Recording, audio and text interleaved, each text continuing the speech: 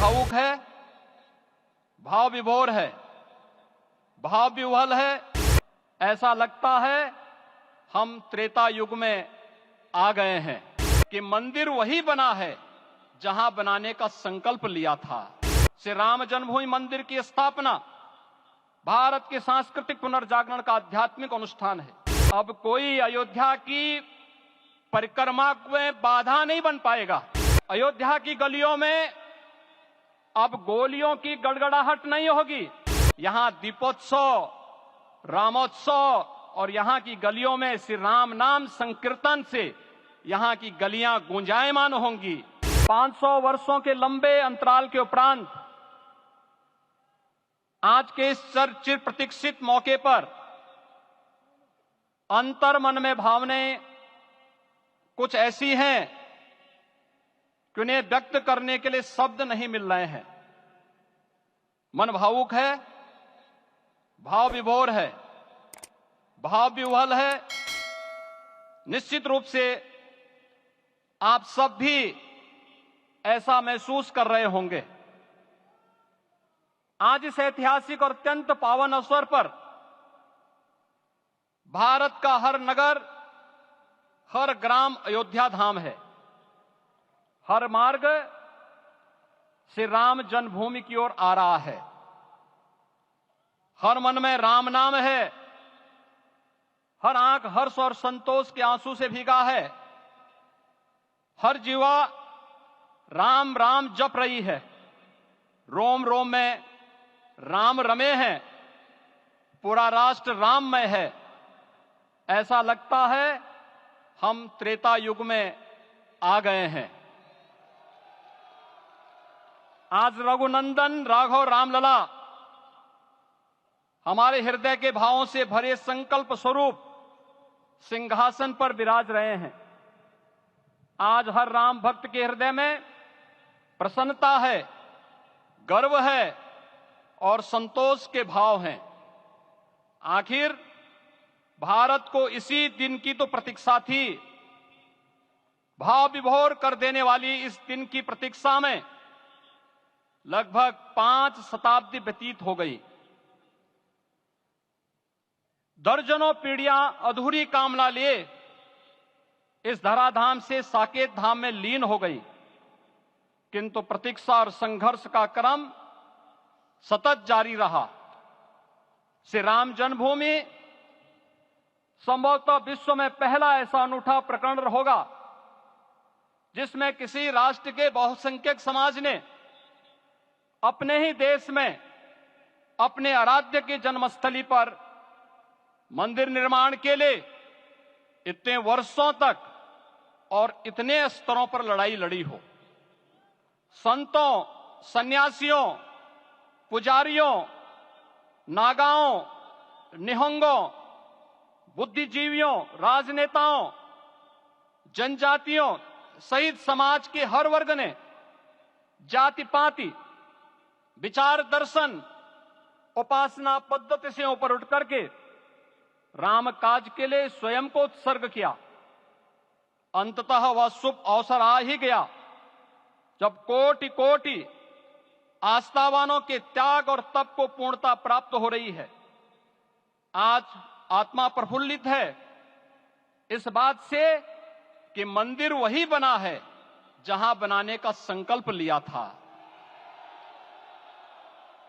संकल्प और साधना की सिद्धि के लिए हमारी प्रतीक्षा की इस समाप्ति के लिए और संकल्प की पूर्णता के लिए आदरणीय प्रधानमंत्री श्री नरेंद्र मोदी जी का हृदय से आभार और अभिनंदन।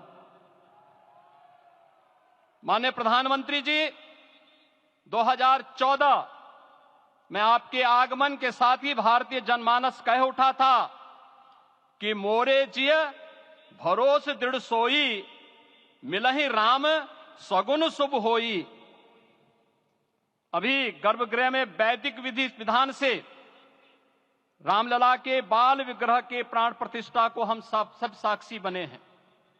अलौकिक छवि है हमारे प्रभु की, बिल्कुल वैसे ही जैसे तुलसीदास जी ने कहा कि नव कंज लोचन कंज मुख कर कंज पद कंजारुणम। धन्य है वह शिल्पी जिसने हमारे मन में बसे राम की छवि को मूर्त रूप प्रदान किया है। विचारों और भावनाओं की विहलता के बीच मुझे पूज्य संतों और अपनी गुरु परंपरा का पुण्य स्मरण हो रहा है। आज उनकी आत्मा को असीम संतोष और आनंद की अनुभूति हो रही होगी। जिन परंपराओं की पीढ़ियां श्री राम जन्मभूमि मुक्ति यज्ञ में अपनी आहुति दे चुकी है, उनकी पावन स्मृतियों को मैं यहां पर कोटि कोटि नमन करता हूं।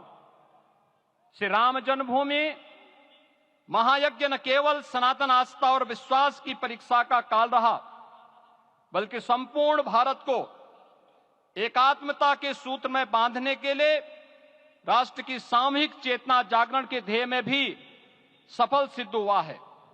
सदियों के बाद भारत में हो रहे इस चिर प्रतीक्षित नवविवाह को देख अयोध्या समेत पूरा भारत का वर्तमान आनंदित हो उठा है। भाग्यवान है हमारी पीढ़ी जो इस राम काज के साक्षी बन रहे हैं, और उससे भी बड़भागी हैं वो जिन्होंने सर्वस्व इस राम काज के लिए समर्पित किया है और करते चले जा रहे हैं। जिस अयोध्या को अवनी की अमरावती और धरती का वैकुंठ कहा गया, वह सदियों तक अभिषिप्त थी, उपेक्षित रही, सुनियोजित तिरस्कार झेलती रही।